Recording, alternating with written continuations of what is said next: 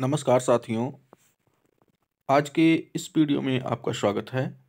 BPSC TRE 4.0 एवं अन्य जितने भी कॉम्पिटिटिव एग्ज़ाम होते हैं उनमें विज्ञान विषय में पूछे जाने वाले महत्वपूर्ण प्रश्न की आज श्रृंखला को लेकर के हम आपके सामने आए हैं।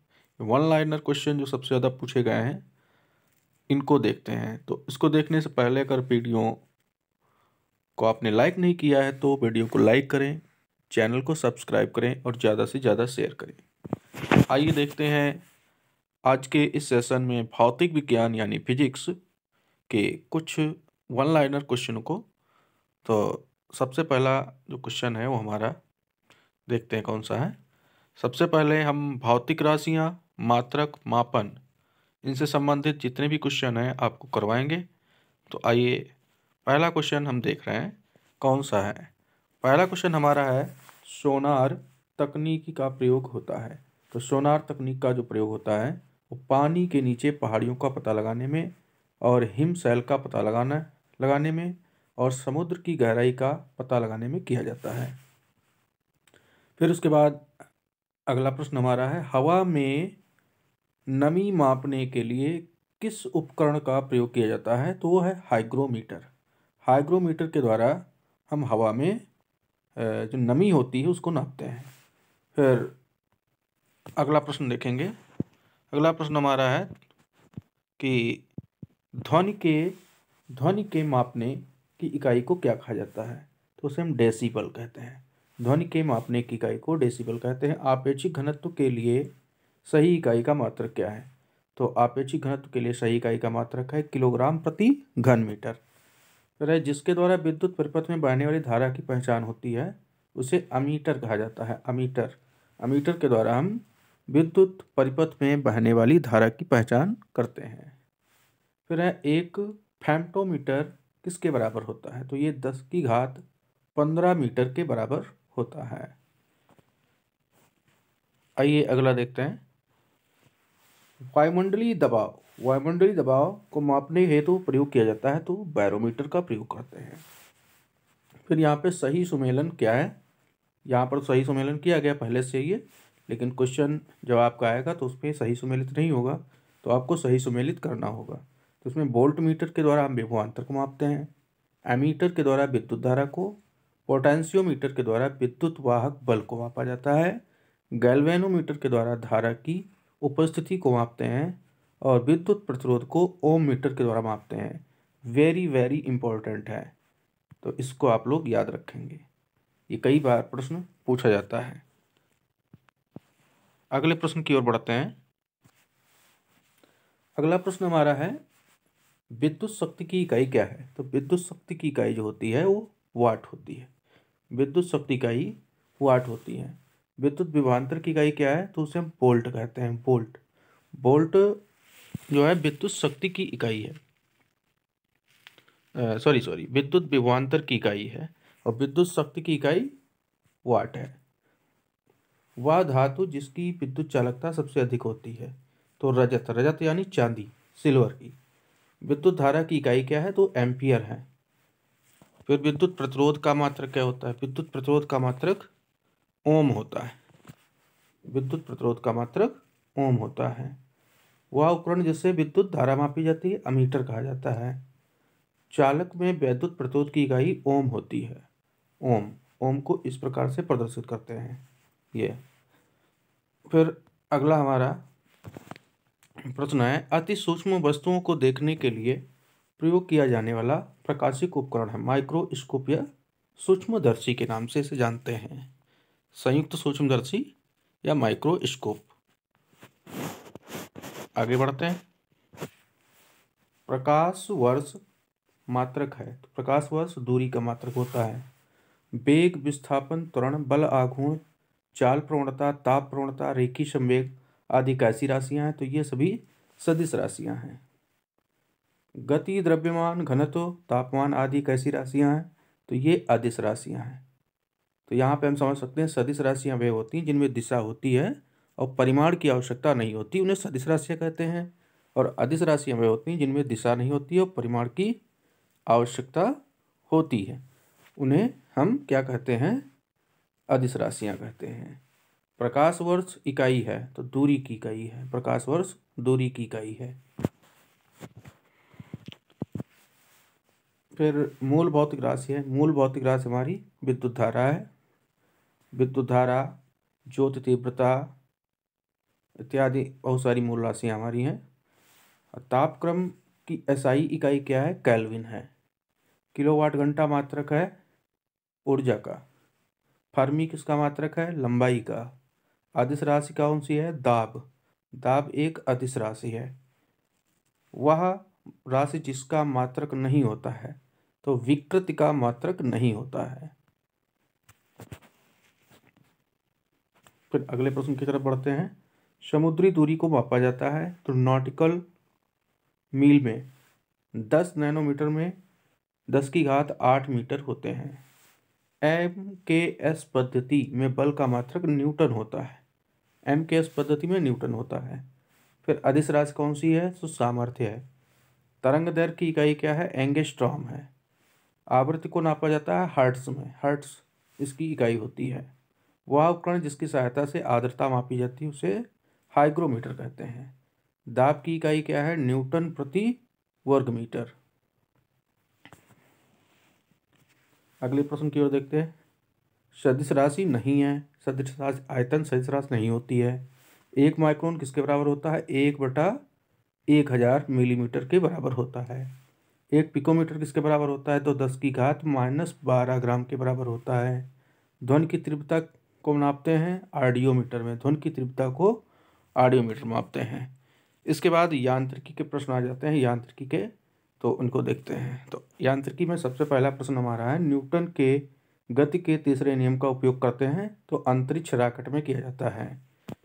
अंतरिक्ष रॉकेट में क्रिया प्रतिक्रिया का नियम इसे भी कहते हैं, न्यूटन के तीसरे गति के नियम को। अगला देखते हैं।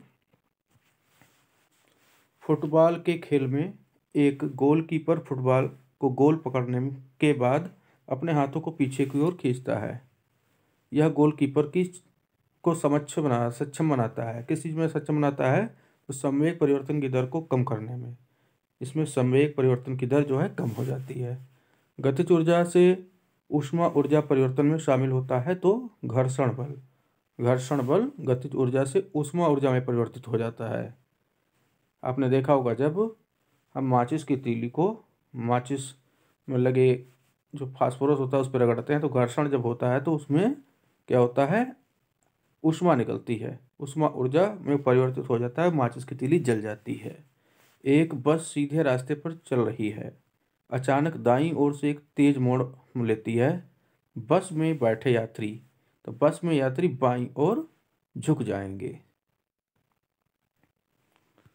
अगले प्रश्न की ओर बढ़ते हैं। अगला प्रश्न है, एक संगीत कार्यक्रम में ऑर्केस्ट्रा बजाने से पहले एक सितार वादक तनाव को समायोजित करने की कोशिश करता है और स्ट्रिंग को उपयुक्त रूप से बांधता है। ऐसा करके वह ठीक करने की कोशिश करता है तो क्या करता है? तो इससे अन्य वाद्य यंत्रों की आवृत्ति के साथ सितार स्ट्रिंग की आवृत्ति को सही करने की कोशिश करता है। आघात और प्रत्याघात में के बल हमेशा किस प्रकार से होते हैं? तो हमेशा समान और विपरीत दिशा में होते हैं। समान और विपरीत दिशा में। कीड़े में पानी की सतह पर बिना डूबे घूम सकते हैं। पानी के पृष्ठ तनाव के कारण कीड़े जो होते हैं पानी की सतह पर बिना घूमे हुए इसलिए घूम सकते हैं कि पानी में पृष्ठ तनाव होता है। पृष्ठ तनाव के कारण ही जल की बूंद गोल होती है। आगे देखें, वर्षा की बूंद के गोलाकार होने के कारण, वही प्रश्न आ गया फिर से, तो ये पृष्ठ तनाव के कारण होता है। वर्षा की बूंद पृष्ठ तनाव के कारण गोल होती है। सबसे ज़्यादा श्यानता होती है, सबसे ज़्यादा श्यानता शहद में होती है और ग्लिसरीन में भी। उसके बाद दूध से क्रीम को अलग करने के लिए उपयोग किया जाता है केंद्र परासरण की तकनीक। केंद्र परासरण की तकनीक या इसे अपकेंद्रण विधि भी कहते हैं। उसके बाद चलती बस में जब चालक अचानक ब्रेक लगाता है तो यात्रियों को आगे धक्का लगता है तो इसको समझाया जाता है न्यूटन की गति का जो पहला नियम है उसके द्वारा इसको जो हम समझ सकते हैं। पानी वाले बीकर में बर्फ का एक टुकड़ा तैर रहा है। जब पूरी बर्फ पिघल जाए तो पानी का स्तर रहेगा, तो पानी का स्तर वही रहेगा। उसके बाद अगले प्रश्न की तरफ आते हैं। अधिक ऊंचाई पर उड़ने पर एक हवाई जहाज के अंदर वायु पंपों के उपयोग से सामान्य वायुमंडलीय दाब बनाए रखा जाता है। सामान्य वायुमंडलीय दाब बनाए रखने के लिए जब हम अधिक ऊंचाई पर कोई भी हवाई जहाज उड़ता है तो उसके अंदर वायु पंप होते हैं, तो जिससे सामान्य वायुमंडलीय दाब बनाए रखा जाता है। कंक्रीट की सड़क की तुलना में रेतीली सड़क पर चलना अधिक कठिन है, क्यों?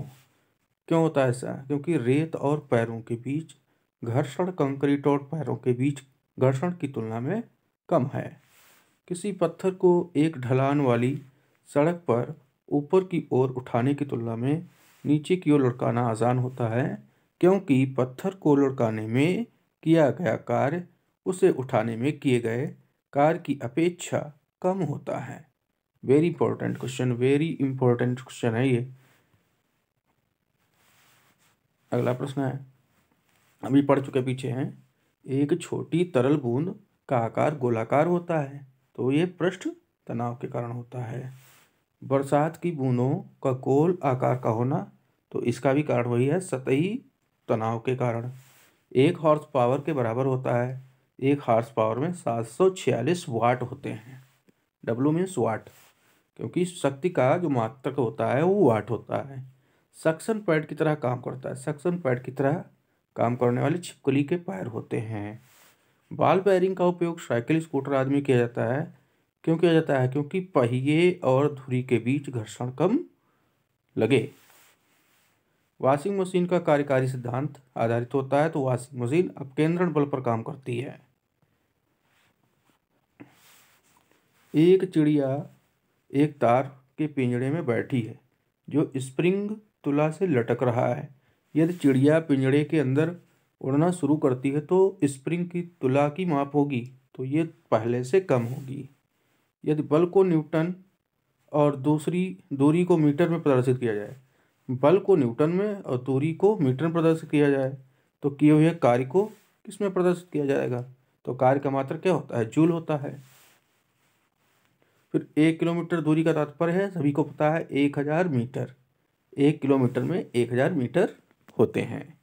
पदार्थ के संवेग और वेग के अनुपात से भौतिक राशि प्राप्त की जाती है, तो भौतिक राशि है द्रव्यमान। द्रव्यमान को प्राप्त करते हैं संवेग और वेग के अनुपात से, क्योंकि इसका सूत्र होता है P बराबर mv। m बराबर हो जाएगा P बटे v। P है यहाँ पे संवेग और v है वेग, ठीक है। तो m बराबर हो जाएगा P बटे v। संवेग और वेग का अनुपात द्रव्यमान होता है।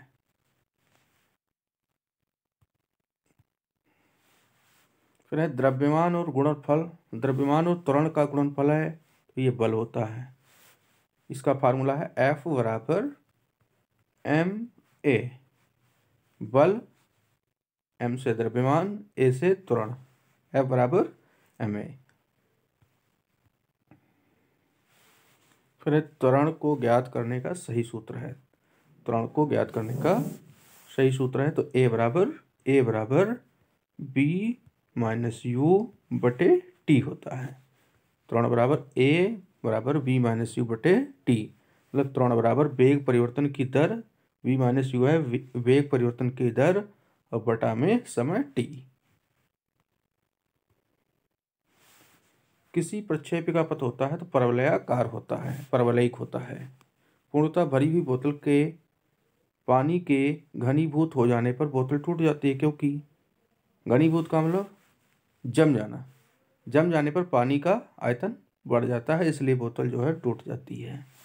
नियत वेग से गतिशील ट्रेन में इंजन की ओर मुंह करके बैठा एक यात्री एक गेंद ऊपर की ओर उछालता है, तो गेंद वापस आएगी, कहाँ आएगी? यात्री के हाथों में आ जाएगी। आघात और प्रत्याघात के बल हमेशा होते हैं समान और विपरीत दिशा में। किसी सिलाई मशीन की सुई की गति होती है तो आवर्ती होती है, एक समय अंतराल के बाद फिर से उसी स्थिति में आती है, तो इसलिए इसको आवर्ती गति कहते हैं। पानी का घनत्व अधिकतम होता है, तो 4 डिग्री सेंटीग्रेड पर पानी का घनत्व अधिकतम होता है। अगला हमारा प्रश्न है, बिजली का बल्ब फर्श पर गिरने पर टूट जाता है परंतु लचीले परंतु गलीचे पर गिरने पर नहीं टूटता है। गलीचे अर्थात हम कह सकते हैं गद्दा पर अगर गिरता है तो नहीं टूटता है, फर्श पर गिरेगा तो टूट जाएगा। इसका कारण क्या हो सकता है? तो इसका कारण है फर्श पर बल्ब के आवेग में परिवर्तन अधिक होता है, इसलिए तुरंत जो है बल्ब टूट जाता है। 5 किलोग्राम के द्रव्यमान को टेबल पर खींचने पर एक कमानीदार तराजू 20 न्यूटन का पठन आता है। इस द्रव्यमान का कमानीदार तराजू पर लगने वाले बल का परिमाण होगा तो वो भी 20 न्यूटन ही होगा। यदि किसी गतिशील वस्तु पर लगने वाले सभी बलों का योग 0 है तो वह वस्तु समरूप गति से चलती रहेगी। यदि किसी गतिशील वस्तु पर लगने वाले सभी बलों का योग 0 हो जाए तो वह वस्तु समरूप गति से चलती रहेगी। अगला प्रश्न देखते हैं। एक खिलाड़ी अचानक छलांग लगाने की अपेक्षा कुछ दूर से दौड़ता हुआ आकर ज़्यादा लंबी छलांग लगा पाता है। इसका कारण क्या है? कि वह गतिमान अवस्था की जड़ता है।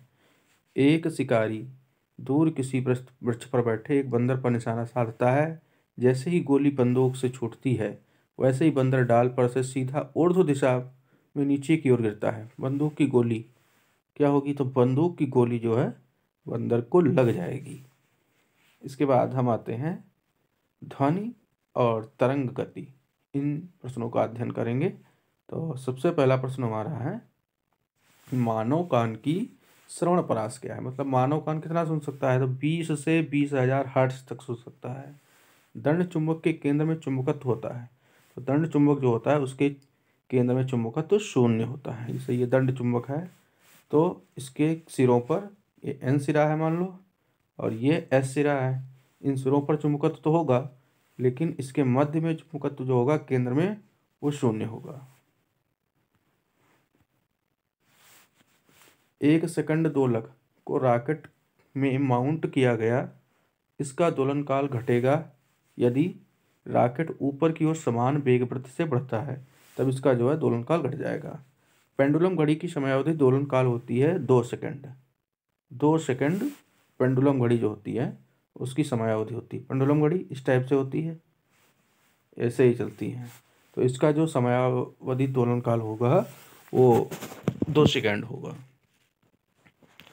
अगले प्रश्न की ओर बढ़ते हैं। गर्भ में भ्रूण के विकास को जानने के लिए किस चीज़ का उपयोग किया जाता है? तो पराध्वनि तरंगों का उपयोग करते हैं। पराध्वनि तरंगे, अल्ट्रासाउंड में पराध्वनि तरंगों का उपयोग किया जाता है। रेडियोथेरेपी में अल्फा विकिरण का उपयोग नहीं किया जाता क्योंकि यह लागत प्रभावी नहीं होती है। एक पुरानी लिखी हुई धुंधली सामग्री आसानी से पढ़ी जा सकती है। क्यों? किन किरणों के द्वारा? IR किरणों के द्वारा, इंफ्रारेड किरणों के द्वारा। विद्युत चुम्बकीय तरंगों का वेग होता है तो 3 × 10⁸ मीटर प्रति सेकंड होता है। लोलक की कालावधि होती है लंबाई के ऊपर निर्भर, जितना ही ये लंबाई की जो होती है लोलक की उसी पर निर्भर करेगी। उसका जो समय होगा वो लोलक की लंबाई पर निर्भर करेगा। फिर सेकंड लोलक का आवर्तकाल होता है। सेकंड लोलक जो होता है उसका आवर्तकाल 2 सेकंड। पेंडुलम या सेकंड लोलक का आवर्तकाल 2 सेकंड ही होता है। बिल्ली के सुनने की आवृत्ति विस्तार होती है 45 हर्ट्ज से 64 किलो हर्ट्ज तक। जब ध्वनि तरंग के रूप में चलती है तो माध्यम के कण अपनी औसत स्थिति को छोड़े बिना ऊर्जा को स्थानांतरित करते हैं। अगले प्रश्न की ओर बढ़ते हैं। विभाजन की दीवारों में ध्वनि अवशोषित करने के लिए सर्वोत्तम पदार्थ है? तो कांच की रुई। अनुदैर्घ्य तरंग का उदाहरण है ध्वनि तरंग। अनुदैर्घ्य तरंग जो होती है ध्वनि तरंग होती है। FM रेडियो का ब्रॉडबैंड होता है तो 88 मेगाहर्ट्ज से 108 मेगाहर्ट्ज तक। कंप्यूटेड टोमोग्राफी CT स्कैन जिसे बोलते हैं वो X किरणों के द्वारा होता है। X किरणों के द्वारा CT स्कैन होता है। फिर है 20 किलोहर्ट्ज से ज़्यादा आवृत्ति की ध्वनि तरंगे हैं अल्ट्रासोनिक तरंगे। चमगादड़ द्वारा उपयोग किया जाता है सोनार सिद्धांत जो होता है चमगादड़ द्वारा उपयोग किया जाता है। एमआरआई मशीन में किस प्रकार की तरंगों का उपयोग करते हैं? तो चुंबकीय तरंगों का उपयोग करते हैं एमआरआई मशीन में। वायु में ध्वनि तरंग होती है तो अनुदैर्घ्य तरंग होती है। हर्ट्ज में मापा जाता है आवृत्ति। आवृत्ति जो होती है उसकी इकाई हर्ट्ज होती है। एक सूक्ष्म तरंग का आवन में उत्सर्जित होता है स्रोत है तो वह है मैग्नेट्रॉन। मैग्नेट्रॉन जो होता है एक सूक्ष्म तरंग का आवन में उत्सर्जन स्रोत होता है मैग्नेट्रॉन। ध्वनि चित्रण जिसे सोनोग्राफी कहते हैं उसमें पराध्वनिक तरंगों का उपयोग किया जाता है। ध्वनि संचरण नहीं कर सकती हैं। ध्वनि संचरण निर्वात में नहीं कर सकती। निर्वात मतलब जहाँ हवा ना हो। दो उत्तरोत्तर श्रृंग और दो उत्तरोत्तर गर्त के बीच की दूरी को कहते हैं तरंग दैर्घ्य। इस तरीके से श्रृंग गर्त होंगी। श्रृंग गर्त ये हमारी गर्त है और ये हमारा श्रृंग है। गर्त श्रृंग तो दो उत्तरोत्तर श्रृंग और दो उत्तरोत्तर गर्त इन दोनों के बीच की दूरी को हम तरंग दैर्घ्य के नाम से जानते हैं। ध्वनि का वायु में वेग अनुमानतः होता है तो 330 मीटर प्रति सेकंड। 100 डेसिबल ध्वनि का प्रबलता स्तर संगत होगा एक मशीन शाफ्ट से आने वाले शोरगुल के। आधुनिक टेलीफोन का उपयोग होता है रेडियो तरंगों का। आधुनिक टेलीफोन जो है उसमें रेडियो तरंगों का उपयोग किया जाता है। इसके बाद हमारे प्रश्न आते हैं ऊष्मा एवं ताप से। ऊष्मा एवं ताप से जो प्रश्न है उनको देखते हैं। तो सबसे पहला हमारा यहाँ प्रश्न बनता है तापमान पर लौह चुंबकीय पदार्थ अणुचुंबकीय बन जाता है। किस ताप पर बनता है? क्यूरी तापमान पर। कोई भी लौह चुंबकीय पदार्थ जो है वो अणुचुंबकीय क्यूरी तापमान पर बन जाएगा। एक कृष्णिका एक उच्च तापक्रम T के पर ई वाट प्रति वर्ग मीटर की दर से ऊर्जा का विकिरण करती है। जब T/3 के तापक्रम पर कर दिया जाए तो विकिरित ऊर्जा वाट प्रति वर्ग मीटर होगी। तो ये हो जाएगी E/16 हो जाएगी। एक बरसाती दिन में शुष्क बल्ब तापमापी आर्द्र बल्ब तापमापी की तुलना में ज्यादा माप दर्शाती है। अगले प्रश्न की ओर बढ़ते हैं। एक हिमानी का आधार पिघलता है पर उसका शीर्ष नहीं, क्योंकि? क्या कारण है इसका? एक हिमानी का आधार पिघलेगा। आधार मतलब जैसे ये हिमानी तो इसका आधार पिघल रहा है, शीर्ष नहीं पिघल रहा है। तो इसका कारण ये है आधार पर दाब अधिक होने से गलनांक की कमी होती है। आधार पर दाब ज़्यादा होता है तो इसलिए यहाँ पर गलनांक की कमी होगी। तो इसलिए हिमानी का आधार पिघलेगा और शीर्ष नहीं पिघलेगा। अगला प्रश्न हमारा है अधिक ऊंचाई पर उबलते हुए पानी में सब्जियां पकने में अधिक समय लेती हैं, क्योंकि इसका मुख्य कारण है जब हम अधिक ऊंचाई पर उबलते हुए पानी में सब्जियों को पकाते हैं तो वो ज़्यादा समय लेंगी। ऐसा क्यों होगा? तो ऊंचाई बढ़ने पर उबलते हुए पानी का तापक्रम घट जाएगा। प्रतिदीप्त ट्यूब में प्रायः उपयोग किया जाता है तो मरकरी वाष्प तथा आर्गन का प्रयोग किया जाता है। मरकरी वाष्प और आर्गन, ठीक है, मतलब Hg की पारा की वाष्प होगी वेपर और आर्गन गैस होगी। ये प्रतिदीप्त ट्यूब में प्रयोग की जाती है। प्रतिदीप्त ट्यूब में प्रयोग की जाती है। जब गर्म द्रव को एक मोटे कांच के गिलास में डाला जाता है तो गिलास चटक जाता है। ऐसा क्यों होता है? क्योंकि ताप का कुचालक है ये, और इसलिए गिलास की केवल आंतरिक सतह पर फैलती है। ठीक है, जैसे एक मोटा कांच का गिलास है, ठीक है, गर्म द्रव को इसके अंदर जब हम डालेंगे तो गिलास क्या हो जाएगा? चटक जाएगा।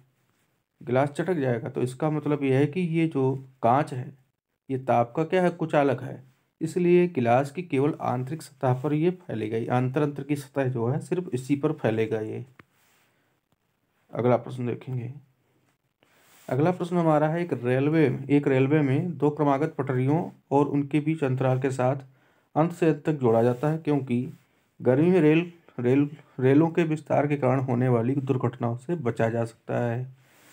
गर्मियों में सफ़ेद कपड़े पहनना ज़्यादा आरामदायक होता है, क्योंकि वे उन पर पड़ने वाले ताप को परावर्तित कर देते हैं। सफ़ेद कपड़े परावर्तित करते हैं और काले या गहरे रंग के कपड़े जो होते हैं वो प्रकाश को अवशोषित करते हैं। तो गहरे रंग के कपड़े पहनने से हमें ज़्यादा गर्मी लगेगी और सफ़ेद कपड़ों को पहनने से हमें कम गर्मी लगेगी, क्योंकि ताप जो है परावर्तित हो जाएगा। अगले प्रश्न की ओर बढ़ते हैं। अगर आपने हमारे चैनल को सब्सक्राइब नहीं किया है तो सब्सक्राइब कर लें। अगर वीडियो अच्छा लग रहा हो तो लाइक ज़रूर करें और ज़्यादा से ज़्यादा शेयर करें। आइए प्रश्न देखते हैं क्या हमारा है। पृथ्वी तल की तुलना में पहाड़ियों में भोजन पकाने में अधिक समय लगता है, क्योंकि पहाड़ियों में वायुमंडलीय दबाव मैदानी इलाकों की तुलना में कम होता है। इसलिए पानी 100 डिग्री सेल्सियस से कम तापमान पर उबलता है, जिससे खाना पकाने के समय में वृद्धि होती है। वह ताप बिंदु जिस पर ठोस, द्रव, गैसीय अवस्थाएं एक साथ रह सकती हैं उसे हम त्रिक बिंदु कहते हैं। उसको हम क्या कहते हैं? त्रिक बिंदु। यदि रेफ्रिजरेटर के दरवाजे कुछ घंटों के लिए खुले छोड़ दे तो कमरे का तापमान क्या होगा? कमरे का तापमान बढ़ जाएगा। प्रेशर कुकर में खाना जल्दी पक जाता है क्योंकि उच्च दाब होता है। उच्च दाब के कारण पानी उच्च तापमान पर उबलने लगता है। एक पंखा गर्मी के मौसम में आराम की अनुभूति पैदा करता है, क्योंकि हमारा पसीना तेजी से वाष्पित हो जाता है। इसलिए हमको गर्मी में आराम महसूस होती है जब पंखा हम चलाते हैं। पानी एक उत्कृष्ट शीतलन कारक है। क्यों है? क्योंकि उच्च विशिष्ट ऊष्मा होती इसमें है। एक सुचालक को दूसरे चार्ज किए गए सुचालक के पास लाकर बिना संपर्क चार्ज करने की प्रक्रिया कहलाती है प्रेरण। बहुत ठंड के मौसम में पानी का जलीय जीवन को संरक्षित करने की मदद करता है, तो वह है विस्तार। यदि एक फुलाया हुआ गुब्बारा जलते बल्ब के पास लाया जाता है तो वह फट जाता है। ऐसा क्यों होता है? गुब्बारे के अंदर की हवा गर्म हो जाती है और गुब्बारे के भीतरी दीवार पर दबाव पड़ने लगता है, इसलिए गुब्बारा क्या हो जाता है? फट जाता है। आगे देखते हैं। दाब बढ़ने पर किसी पदार्थ के उबाल बिंदु का प्रभाव होता है, तो उबाल बिंदु सदैव बढ़ेगा। ऊष्मा का सबसे अधिक कुचालक कौन है? पारा है। अधिक ऊंचाइयों पर द्रवों का क्वथनांक होता है, वो घट जाता है अधिक ऊंचाई पर। जब वैद्युतिक ऊर्जा गति ऊर्जा में परिवर्तित होती है तब कोई ऊष्मा की हानि नहीं होती है। ऊंचे स्थान पर 100 डिग्री सेंटीग्रेड से कम तापमान पर खौलने लगता है, क्योंकि निम्न वायुमंडलीय दबाव का पानी का क्वथनांक कम हो जाता है। वाष्प से जलने पर खौलते पानी से जलने की अपेक्षा अधिक तकलीफ होती है, क्योंकि वाष्प में क्या होती है? वाष्प में गुप्त ताप होता है, गुप्त ऊष्मा होती है। ऊष्मक की कुंडली बनी होती है। ऊष्मक मतलब ऊष्मक होता है हीटर। हीटर की कुंडली जो होती है वो नाइक्रोम के तार की बनी होती है, और बल्ब जो होता है उसमें टंगस्टन का तार लगा होता है। मिट्टी के घड़े में जल का शीतल बना रहना निर्भर करता है, तो ये बाह्य तापमान और वातावरणीय आर्द्रता और वायु इन तीनों पर निर्भर करेगा। ठीक है। ठंडे देशों में सर्दियों में सरोवर जम जाते हैं, सरोवर तालाब जम जाते हैं। सतह के नीचे के पानी का तापमान रहता है, तो वो पानी का तापमान 4 डिग्री सेंटीग्रेड रहता है। अगला प्रश्न हमारा है। ठंड के दिनों में लोहे के गुटकों और लकड़ी के गुटकों को प्रातःकाल छुए तो लोहे का गुटका ठंडा लगता है, तो ऐसा क्यों होता है? क्योंकि लकड़ी की तुलना में लोहा जो है ऊष्मा का अच्छा चालक है, इसलिए लोहा जो है जल्दी ठंडा हो जाता है, लकड़ी जो है देर में ठंडी होती है। अगले प्रश्न की ओर बढ़ते हैं। सेल्सियस स्केल पर मानव शरीर का तापमान, सामान्य तापमान कितना होता है? तो 36.9 डिग्री सेंटीग्रेड, या इसको हम 37 भी बोल सकते हैं। इसके बाद है अगला हमारा, वाष्प का द्रव में परिवर्तित होना कहलाता है संघनन कहलाता है। वह तापक्रम जिस पर फ़ारेनहाइट एवं सेंटीग्रेड दोनों स्केल के मान समान होते हैं वह है 40 डिग्री सेंटीग्रेड। स्टीम इंजन चलता है ऊष्मा से स्टीम इंजन चलेगा। उसके बाद वातानुकूलन यंत्र से कारण ठंडक होती है, तो गैस को दबाने एवं मुक्त करने में। तो आज की वीडियो में बस इतना ही। अगले वीडियो मिलते हैं, तब तक के लिए नमस्कार। अगर आपने हमारे चैनल को सब्सक्राइब नहीं किया है सब्सक्राइब करें और बेल आइकन को प्रेस करें, जिससे आने वाली हर वीडियो का नोटिफिकेशन आपको मिलता रहे। धन्यवाद।